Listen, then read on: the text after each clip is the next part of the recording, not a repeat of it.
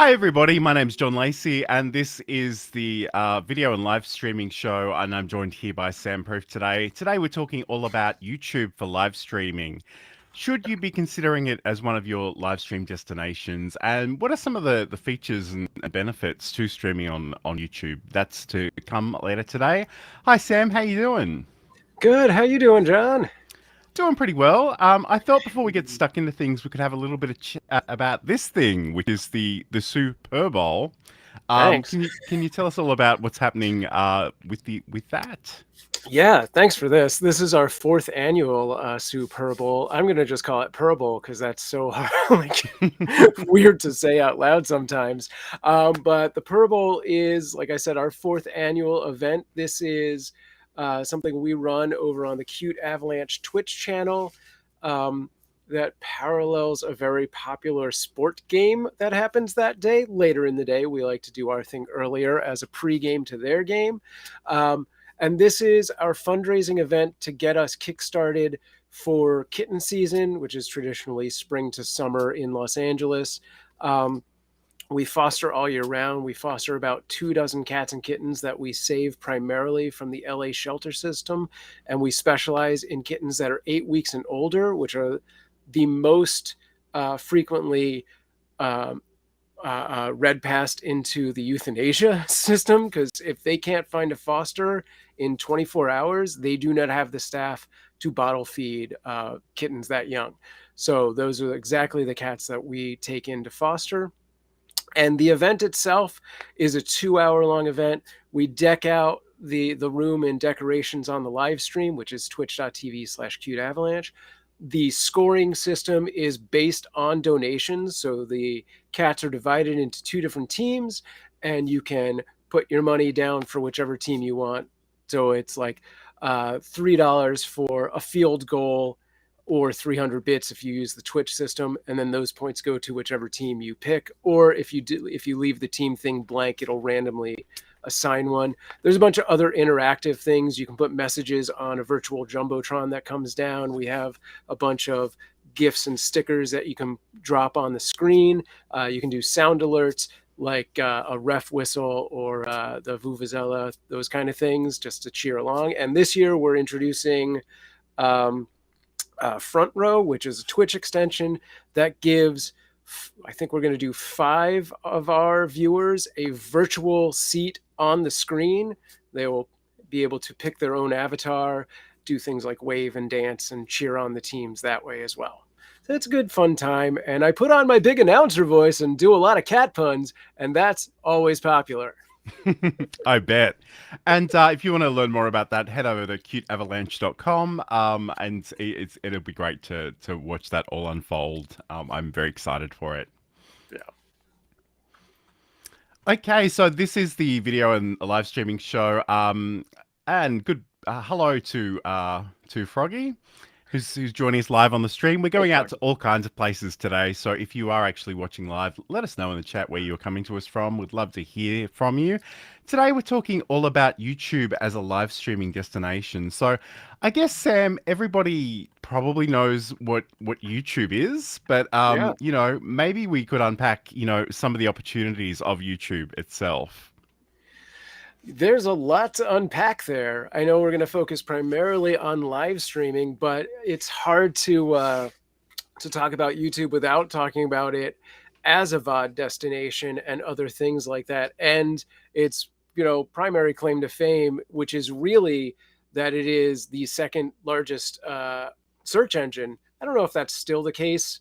I think TikTok is quickly encroaching on that, but I don't think their search technology is quite as good. But yeah, it at least at one point was the second largest search engine for people looking for just about anything, tutorials, music videos, and so on and so forth.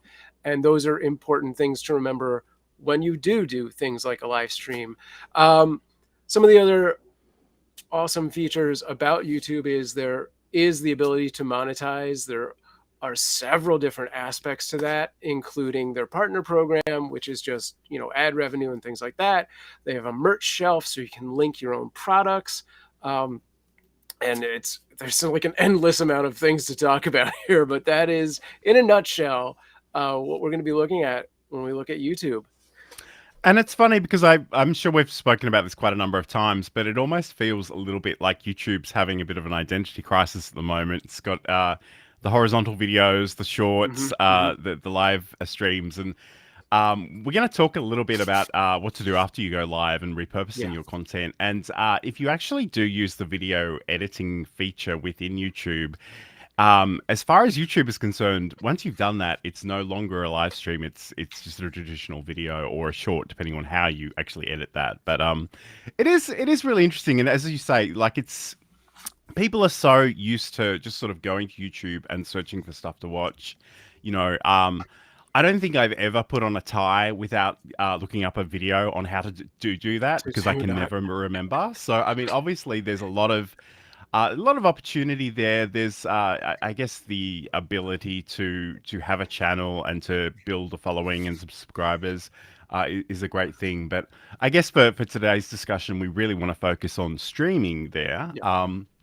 So I guess you have a couple of different options in terms of actually streaming to YouTube. You can do it Yeah. directly, and I must admit, I literally did this yesterday for the first time. I'd not played around with the settings too much. I'm curious, Sam, have you ever gone straight to YouTube through YouTube, or have you usually used a third-party service?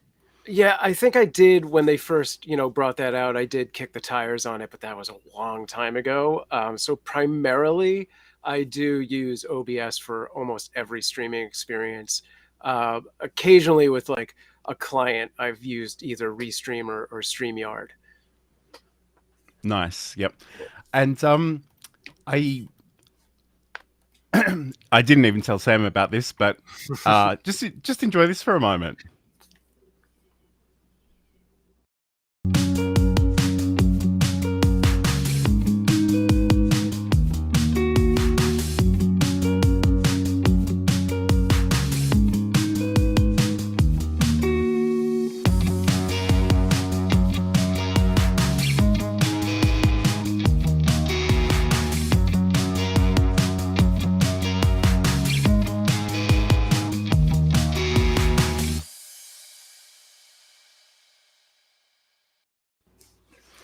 So you Nice. do have that ability to go directly in there, and either with the streaming software, so via OBS or some other means, actually broadcast there. But you can literally just go live from the browser with your webcam and whatever microphone you've got there too. So it's a great opportunity to. And I think, especially one of the biggest things that I don't think we talk about enough is just how daunting it can be to actually go live for the first time. And if Yes. you, in some ways, it's probably a good thing if you don't have an audience. You can just get started and go live, and it may actually help that no one's watching. But certainly, you can go in and do that. But I guess the other opportunity is to think about using a multicast service like Restream. We use Restream quite a bit. Mhm. We're using Restream Studio for the show today. Restream and other services like StreamYard, and I'm sure there are a whole bunch, but Be Live. Gosh. Yeah, those. I think those three are the primary ones.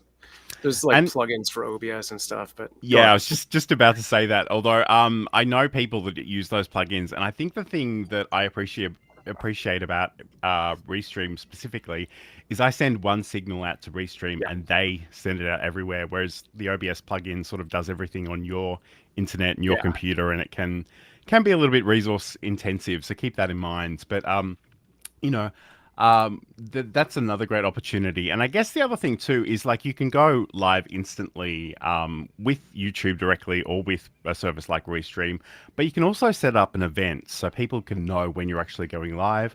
You can promote that a little bit ahead of time and actually let them know what's happening. And I've made a little video, and it's funny. This is actually a video that I used to talk about creating YouTube Shorts recently, but it's actually about Restream. So let's just have a quick watch of that one. Cool. Schedule an event in Restream. In your dashboard, click on Schedule Events. Choose how you will schedule your events. You can use Restream Studio in the browser. You can use a service like OBS Studio, or you can schedule a pre-recorded video. Specify a title and description for your event. Specify a date and time for your events, and upload a thumbnail. Now click Next. Here you will specify your destinations. You can toggle as many of these on as your plan allows. So once you're happy with your events, you simply click Create Events. So it's pretty straightforward, but that essentially is how you can schedule an event in Restream, and you can certainly select YouTube as one of those destinations. Yeah. I know I can't shut up about Restream, but I just want to mention too that the free account gives you 2 destinations. So again, if you're just starting out, just give it a go in a couple of places and see how you go. I would add, when you do something like schedule through Restream to YouTube in particular, it's not going to take over all of the different fields. Like, it does give you, I believe, the ability to select a category, enter a title and description. But you may want to go in later, make sure that, as we learned, your live chat replay is on, and you could add tags and some other stuff there. It will also, if you're on the free plan, add a like brought to you by Restream in the description of your video live stream. And they'll overwrite that if you just flat out take it out, but you can move it to lower in the description. Just an FYI. Yeah, I mean that's kind of true. And again, it's funny because that video I just showed you was actually a much longer video, but it had to be cut down for shorts purposes. But there are actually different settings for different platforms, and like one, obviously you don't have the area for a huge description on Twitter, for example. It's got to be much more succinct, but you can actually go in and edit those things there. Also, LinkedIn has auto captioning, but you do actually have to click a checkbox to opt into that one too. So there are a few things to keep in mind. I must admit, I haven't had a lot of trouble deleting some of those free Restream messages. They, if you go into the event on the individual platform, it usually can get rid of it pretty easily. But I mean, it's a great service, and I'm happy to pay for it these days. So Yeah. I guess, and Sam's already alluded to some of these already, but so, once, obviously in Restream, we have some settings, but we do have more if we go to the platform specifically, or if you actually start out there in the first place. So, first of all, do you have the live chat enabled? So do you want some audience participation, or or are you just doing something live to camera and you don't really want the distraction? You can turn that on and off. The live chat replay is really cool. So again, if you are using a service like Restream, you want to go in and actually make sure that you've got that enabled. Yeah, if you're planning on having that archive live and be a rewatchable VOD, you want to have that replay enabled. Yes, yeah. And that, that way, and obviously we have the ability to bring chat messages onto the screen here for the people that are participating, but there may be other things that, we don't bring on, but it may still be part of the experience if you want to watch it later. We also have these participant modes, so who can actually chat essentially. So I think the options are anyone, subscribers, and live commentary, approved users. And again, a lot of these features they're interesting. It's good to know that they're out there. I don't particularly use them very often, but just keep in mind that they are actually there. And there's even the ability to have a message delay. So there's what they call slow mode. So if you do expect maybe a little bit of, I don't know, feedback, trolling, tension in the chat, that might be something that you can do to sort of make sure that you keep it under control.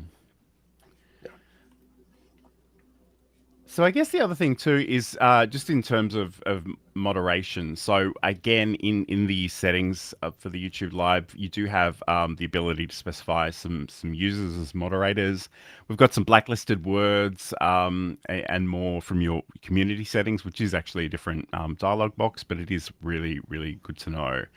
And I guess, Sam, do you have any sort of general advice in terms of moderating chat? I know we've spoken about this before, but maybe just a high-level overview of the things that you like to think about. Yeah, I mean, I think there's a bunch of things here. First off, depending on how active your stream is, you may want to enlist the help of some close friends or family members to take on that role of being a moderator for your stream. I would never advise you to give that power to someone you don't actually know. Several people will come through your streams and be like, "Can I be a mod?" Don't ever say yes to that person. I mean, maybe if they've been around for like a year, continually coming back to your stream, and you have a sense that they know who you are, what's acceptable, what's not, etc., then consider it. But yeah, for the most part, when you're just starting out, pick people who you can physically find and be like, "What did you do?" No, I'm just kidding. But yeah, people you trust. And if that is not an option, or if they're not always available, definitely look to chatbots. I know I think it's Nightbot.tv runs on YouTube, and my personal favorite, Mix It Up, is releasing a YouTube version. They're in beta. There's also Batissimo. Batissimo is great if you do something like Restream, where you're on multiple platforms, because they also do multiple platforms simultaneously, and it's cloud-based, which is great. So look at those, and you can set them up, as John said, to like kind of do what the YouTube side did as well, but you may just want to have one thing that controls everything. You can set them up to watch for keywords and phrases that are blacklisted. You can find a good blacklist by just Googling like blacklist text file, something like that, and drop those in. I would advise turning off, at least in the beginning, I would advise turning off people being allowed to drop in links, unless they are, people like approved or whatnot, which you can create a list of regulars through some of the chat bots, so that they have sort of an arbitrary, like, these are good, not necessarily moderators, just good, and things like that. And yeah, is it, did I miss anything important there? No, I think that's great. I think like it is literally all about trust. I Yeah. feel like I quote a different Billy Joel song every week. It's so weird. But anyway, it's only just a matter of trust. But anyway, getting back to our YouTube settings, I guess the other thing that's really interesting, and I haven't had a chance to explore this yet, but they literally have the ability to do live redirects. So if you're having a live show and you start at a particular time and you end at a particular time, and somebody else is going to be streaming after you finish, you can literally set it up so that the YouTube will redirect them the minute your session ends, and they can go watch the other show, which I just think is really fascinating, because I think sometimes content creation, video creation, live streaming, these can be very solo, siloed, lonely activities. So if you can actually reach out and connect with people doing similar sort of things, the audience will be interested in both of them, and sort of form some of those partnerships. I think that's kind of amazing.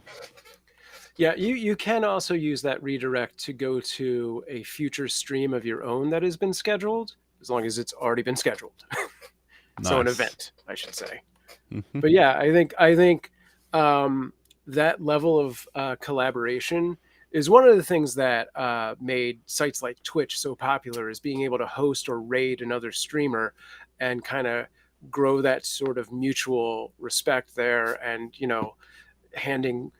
not handing out, but yeah, I mean, it's really just going hand in hand with another streamer and being like, we're like a partnership. This is great. Absolutely. So this is the video and live streaming show. My name's John Lacey, and I'm joined by Sam Proof. Today we're talking all about YouTube as a live streaming destination. So, Sam, before we continue on speaking about YouTube specifically, I think maybe it might be worthwhile if we take a step back a little bit, and maybe think about some of the reasons people might like to live stream at all. And I guess for me, one of the things I hate to admit this, but on some levels, I am a perfectionist, and if I have to create a video, and I'm doing it offline, and I'm recording it and editing it, I can spend the rest of time doing that. Whereas live streaming gives me a built-in time and some public accountability. So I have to go live. If I trip over my words a little bit, it's like, who cares? Just keep going. But I guess that's one of the things I really appreciate about going live streaming. I'm curious, what other things what other benefits you might see in this activity. Yeah, I mean, I think I'm very much in a similar mindset where I will spend just an endless amount of time on a video and at the end of the day might decide that just isn't worth doing anything with. And that's a lot of wasted time. Whereas if I make a commitment to do a live stream, it takes away a lot of that leaning on the perfectionism because it is what it is. You're going to make mistakes and people aren't going to care. And it exists from point A to point B, and that is it. It's great where it is. I mean, we've all done the live stream. We're 30 minutes in. We're like, well, damn, I've been muted this whole time. I, clearly wouldn't have posted that video, but you keep going. The other thing that I always say is I hate editing, even though I'm really good at it. And it's part of that whole thing where it's like I will obsess over it. I will look at a cut, like an individual cut, so many times, and I'm like, is this a really good use of my time? And I think doing things live really just motivates you to push forward. Absolutely, and I guess and this, obviously we've spoken previously and even earlier today about the work that you're doing with, well, as part of Cute Yeah. Avalanche, and literally this foster caring charity type of thing. And I think in some ways, people always come back to this. Oh, I'm not a kid playing a game. Live streaming doesn't mean Right. anything to me. It's just not who I am. But I think, yeah, and again, I spend a lot of time on LinkedIn and sort of more business orientated things. But really, I think the opportunity for people to get to know you, to be able to Mhm. actually see the kinds of things that you do, for you to demonstrate your expertise, to Mhm. actually show how a product or service really actually works in the real world, and to build up some trust and some relationship, probably long before a person's ever actually interested in purchasing. It's really, it's a beautiful thing. I don't try to be, I try to avoid being too dogmatic about these things. I think live streaming is a tool in a giant toolbox of content creation options, but I do think it's a really wonderful way of doing things live, getting some feedback, and really for me, one of the things I keep coming back to is just my ability to develop my communication skills. Mhm. I've got to tell you, I do edit my live streams from time to time, and I'm always amazed at how much better I sound than I imagine I sound. Like I can string sentence to get. I say that now, and not I'm not tripping just over there. my words. Not in this exact moment in time, evidently, but it's. I think that's the thing, and it's sort of Yeah. that presentation skill, and just even organizing my thoughts around a particular topic. It's been really transformational for me, and I do love the ability to share this in real time. But yeah, so I guess there are all kinds of opportunities out there for live streaming, and again, don't be too caught up in the stereotypes of what's out there. Yeah, I mean, there is every possible category out there of live streaming, and it really just comes down to you're either doing something informational and educational or entertainment, or somewhere in the middle. Um, so you have the gamers and the e-girls and and then you have over here like the churches and the podcasts and the just guys teaching you code and stuff. So like every possible thing can be live streamed, especially in this day and age. Everybody's got the ability to live stream from their phone. So you have roofers doing contracting work live, which I'm sure they appeal to a very small niche audience, but they're still there.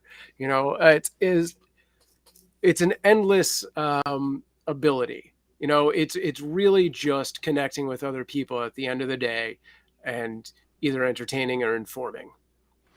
And I guess that's the other thing I've noticed in terms of my own sort of consumption, particularly of short form videos, is, I will see a lot of things that I wouldn't have sought out, like woodworking and pottery and things.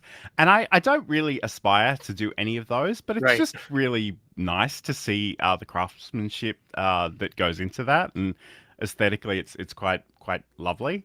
And as someone who doesn't really produce anything particularly tangible. I'm always attached to a computer. I really appreciate that, and it's been really interesting to see how it unfolds. But I guess we should probably turn our attention back to YouTube. So we're talking about YouTube as a live streaming destination specifically. Um, and I guess I want to talk a little bit about some of the things that you should think about after you go live. So, and I'm going to level with you. I'm relatively new to this. Sam's been doing it for, I think since 2005. I think we 5. established. Yeah. Yeah. I've made video content for many years, but I haven't done a lot of live stuff, and I don't have a great audience on YouTube. I think I've got a grand total of 13 subscribers right now. And I love you all. Don't get me wrong, but it is very early in my process and my developments. But I think one of the things that I came to realize is that I think it's really important to go and watch your live recording. Mhm. And I know people are going to have a very visceral reaction to that and be like, no, I don't want to hear myself. I don't want to see myself on camera. But you want to do this for two reasons. And one is just to establish what you did and what worked and what might need improving next time. But the other thing is actually more of a technical consideration. So YouTube actually needs to process that video before you can use all of the additional features. So make sure you go and watch it. I guess like what I've discovered is that if I watch it as the highest definition that is available, the highest resolution, Yeah. it does seem to speed up that process a little bit. Mhm. And once you've done that, then you have all the extra opportunities. So things like actually adding end cards and end cards to link out to different videos and playlists and channels. You can also link out to an external website if you are part of the partner program as well. But you can think about the captions, and you can go in and sort of add that stuff in. So I guess, are there any kinds of things that you would think would be worth exploring after someone has actually gone live on YouTube? Yeah. So similar to our show, a lot of people will use like an intro or a countdown or credits at the end and things like that. And I'll go into the live and cut that out. So it really just starts right at the talking, and you want to make sure to do this before you utilize this for any other content built into YouTube. Because once, um, as I recently learned, you can go into your past lives, you can remix it into a YouTube short. But if you then decide, oh man, I forgot to take off those end credits or that intro of 5 minutes countdown, um, it invalidates that short that you created. And it's like, hey, the original video is gone. So we have to take this down too. So make sure you do those as well. You go into the editor, you hit the trim and cut, and you can make all of those from there. And then it'll resave it. It processes over, depending on how long your video is, a few hours or so. And then you can start remixing to make shorts. That's a great point. I think the thing that I'm still thinking about and have been thinking about for months is that it'll literally take the minute you trim that video, as far as YouTube is concerned, it's Yeah. no longer live, or Right. was no longer live. It's literally now just a video. And we've spoken about this a few times, but if you go to a YouTube channel now, you've literally got different tabs for videos, shorts, and Yeah. lives. And I don't know. I totally appreciate where you're coming from in terms of cutting out some of that extra stuff that's around. But to me, it almost feels like it's no longer alive in YouTube's eyes. And it's not to say that I don't edit and remix and repurpose, which we'll talk about in more detail in a moment, because I totally do. But generally speaking, what I do is I take that activity outside of YouTube and I use my editing software and I cut those things up and I upload them to YouTube and other places as well. So I don't know. And maybe it's just me. Maybe it's just how I think about it. Mhm. But I do generally try to leave those live things in their original format as much as possible. But again, it's just another option. So I guess it's up to the Right. individual to So obey.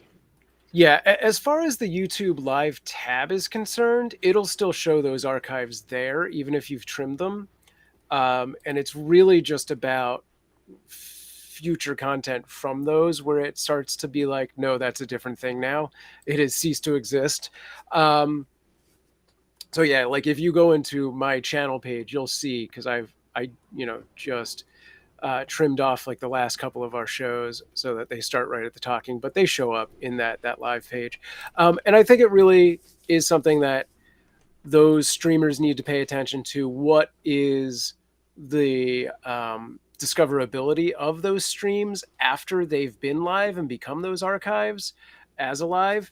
Like, I'm not seeing much of anything. So in order to use the built-in remix feature, which I dig, as opposed to taking it into new software and all of that, I do that edit first, the trim, and then you go right into your phone and find it and just remix a 15-second bit from it, and there you go. I mean, you don't have to do the trim if there's absolutely no rediscovery of those streams. Sure, you can still do the other thing, but it also, I think there is something to be said for taking the whole thing and trimming out all of the filler words, the mistakes, and blah blah blah. Maybe putting a background music track onto it, whatever makes sense, and uploading that as its own VOD, even though you still have the original live stream.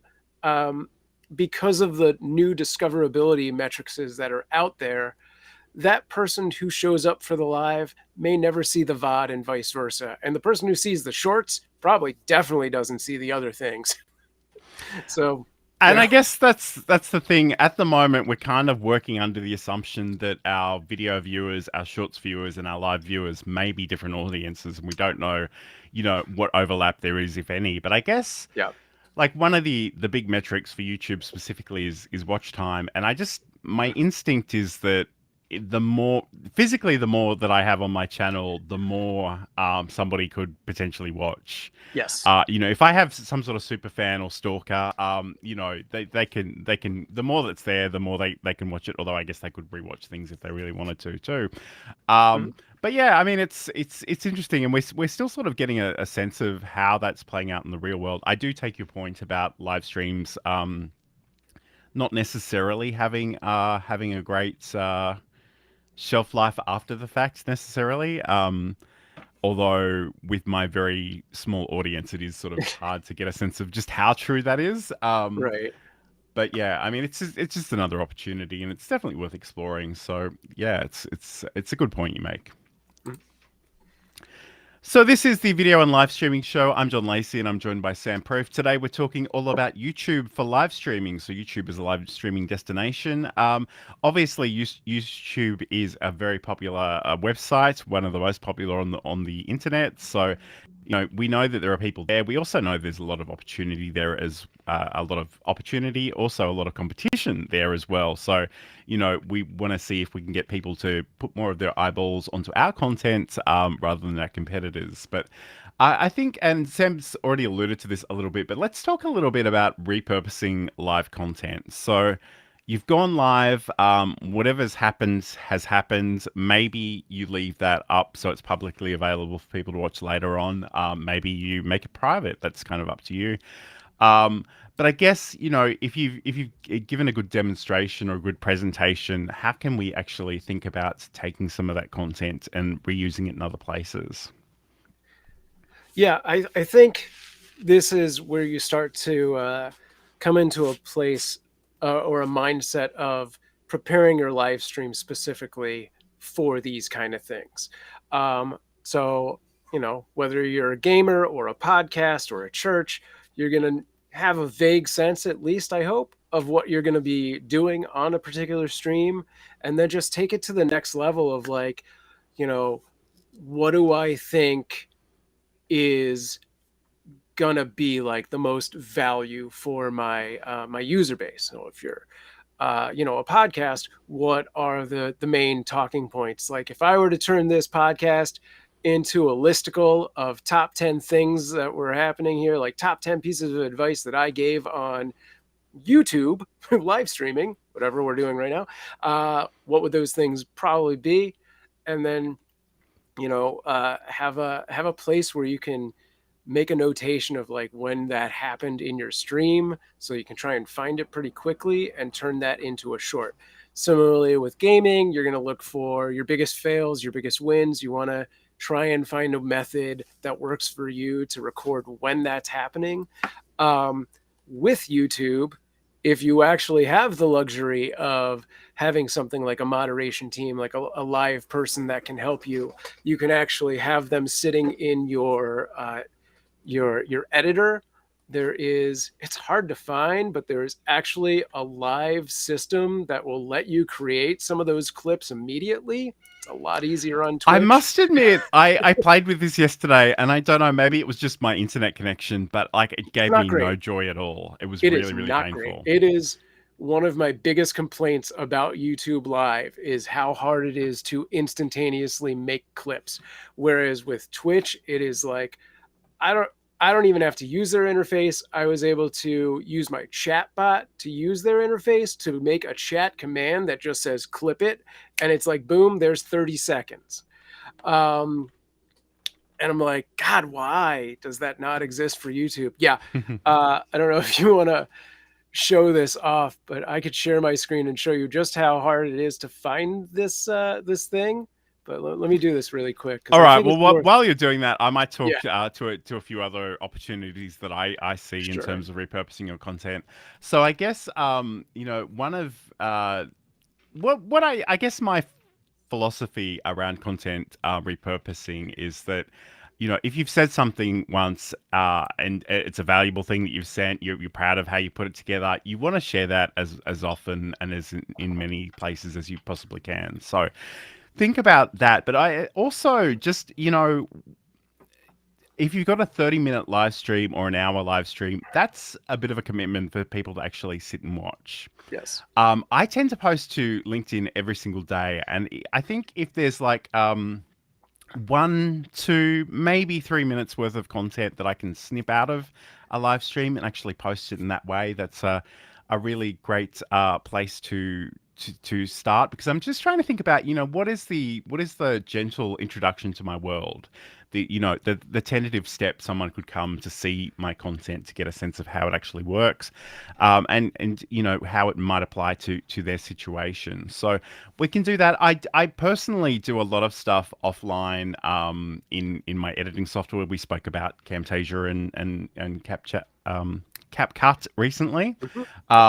But obviously, there are opportunities within YouTube to do that directly in terms of shorts and even just clipped videos. But let's bring Sam back in, because I think he's ready to show us this now. Let me just bring it up onto the stream. This is my dashboard. So you're going to go into your content. This is my Creator Studio, I should say. Click the Live tab. Already 2 clicks in. We're going to... do I want this? Yeah, we're going to click this one, which is meaningless. But this goes into your control room, 3 clicks in. And then I'm going to let it load. But up here in the right, there's this little clapboard. And then you create highlight from here. And this is the tool with 4 clicks in to get to this. And this will be your live stream running. And you have your in and out handles here. Oh, boy. You can kind of review it live. You enter a title. I highly suggest saving that to unlisted for starters, and just entering whatever there. And then, yeah, once you've got it, how do I even get it to the point? Oh, I guess it requires this. So then you can create your clip and it'll save it. If you are doing a very long live stream, this thing only goes back like, I think it might cap out at 4 hours. I know with the kitten cam, there's been things where I've been like, and I can't go back that far because we're 24/7 most of the time. Yeah. So it's there. It works. It's not fast and easy. It's somewhat limited, but yeah, I mean, it's a tool that I think you can take advantage of, especially if you have someone else to do that while you are live, who has a good sense of what it is that you would be wanting to make those clips of.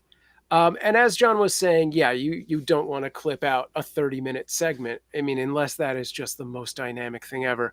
I think when we talk about, we could probably get rid of the dashboard, but I think when we talk about repurposing content, you need to think about it in terms of like short content, medium content, and long form content. And even at long form content, I'm capping out at 10 minutes tops, and that's extreme.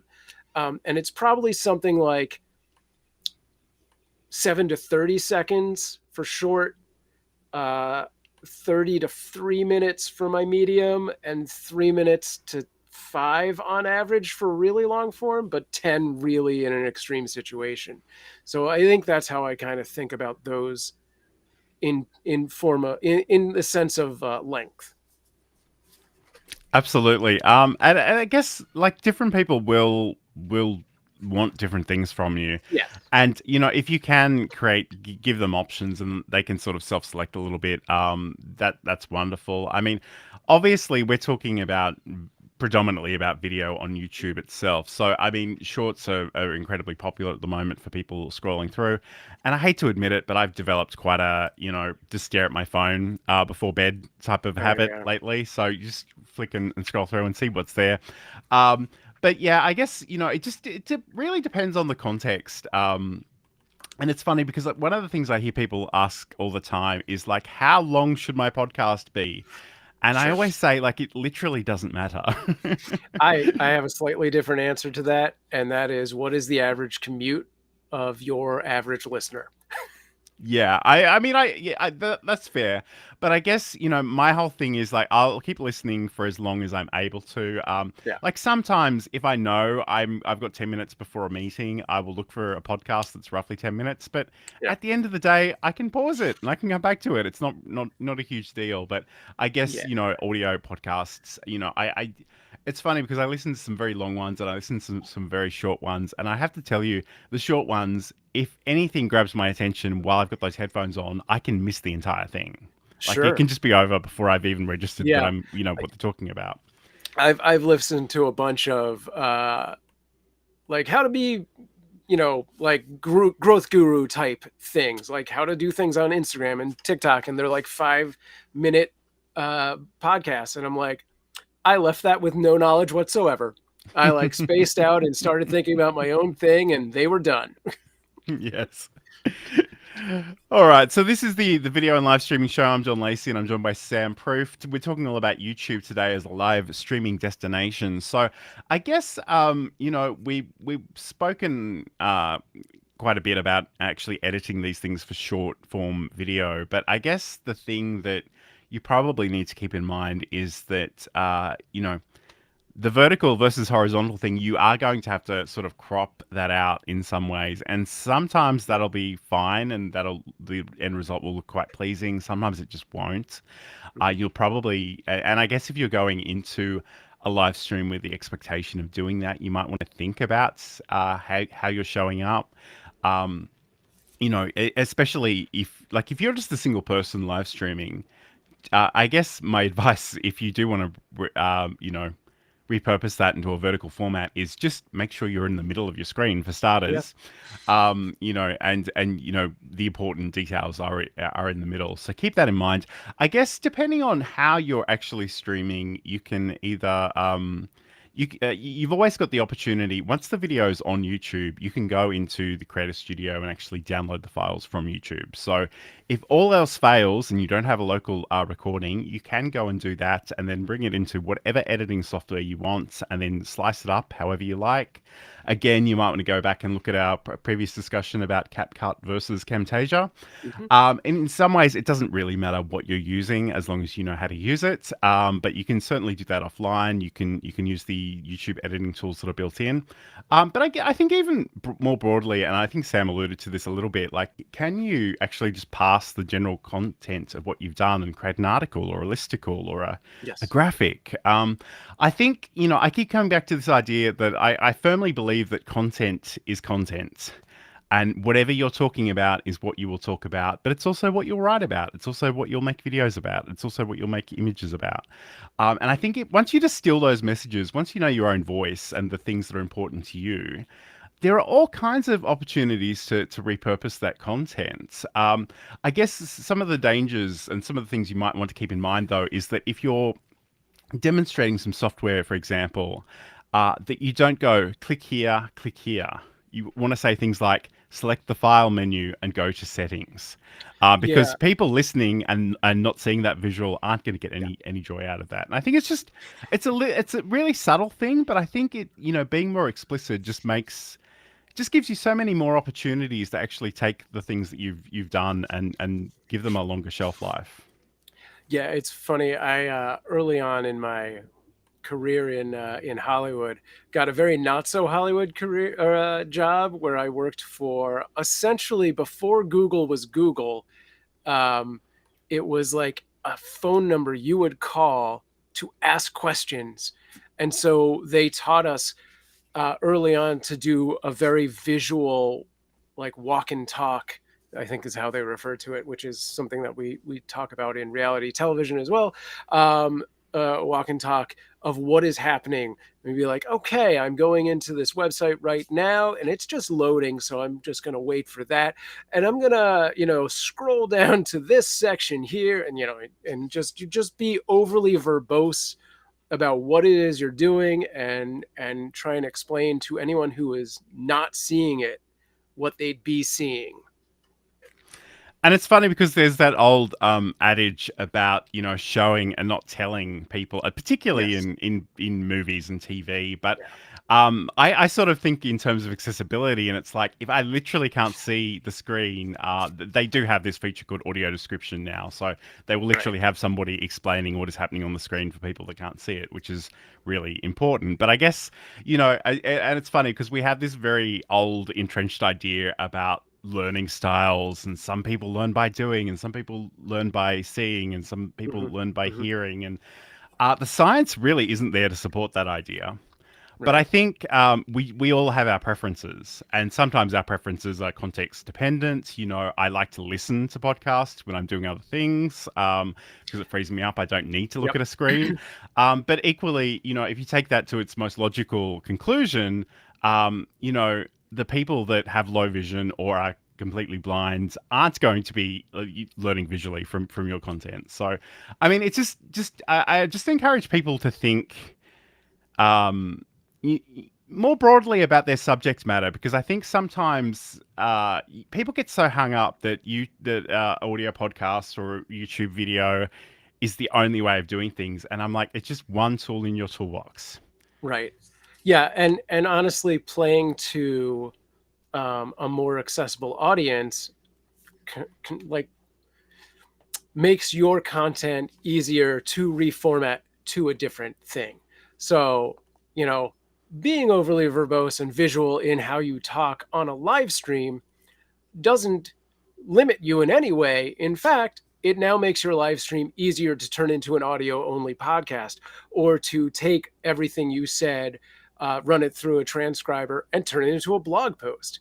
It's, you're doing half the work of converting it immediately. So yeah.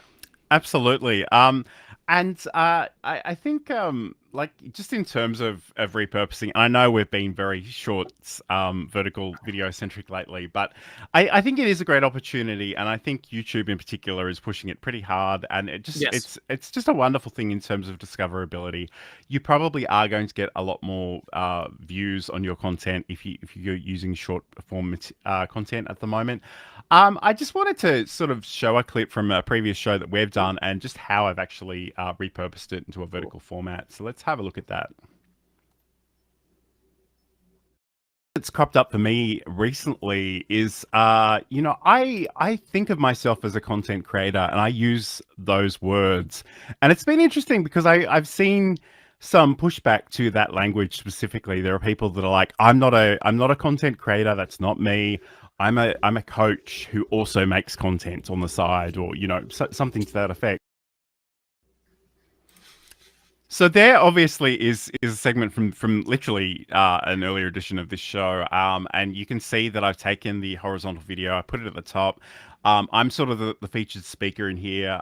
So I had a local recording of me that I was in a higher resolution. I could sort of zoom into that a little bit more. I've just gone in and added some captions. I think in this case, I actually did do that in CapCut, so Hmm. that's probably Nice. Sam's influence uh, Hey. working on me. But that's and just by the by, you can actually upload an SRT, which is a caption file, to CapCut, which I didn't know. I just Oh, discovered that yeah. yesterday.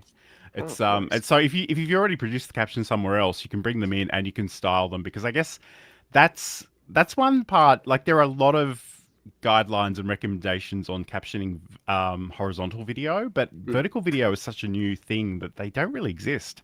So if you have those captions from elsewhere, you can certainly bring them in that way. But I guess that's kind of the thing that that's short form content. I'll throw it up onto TikTok, YouTube, various places.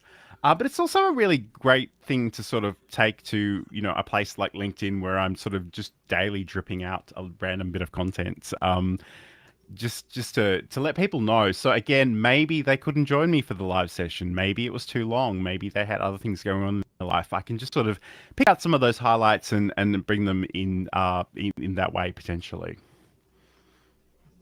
Cool.